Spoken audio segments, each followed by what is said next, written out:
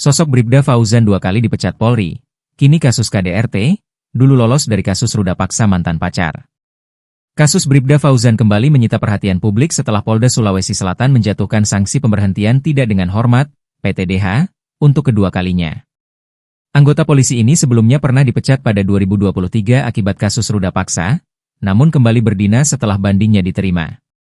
Kini, ia kembali terseret kasus baru yang melibatkan korban yang sama, yang kini sudah jadi istrinya sendiri. Kabid Propam Sulsel Kombes Zulham menegaskan keputusan PTDH terhadap Bribda Fauzan diambil berdasarkan fakta persidangan yang menguatkan pelanggaran berat tersebut.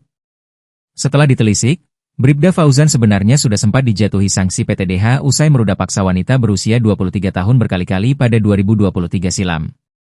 Akan tetapi, ia kemudian menikahi wanita itu sehingga hukumannya berubah menjadi sanksi demosi 15 tahun saat melakukan banding. Hal inilah yang membuatnya kembali diterima Polri.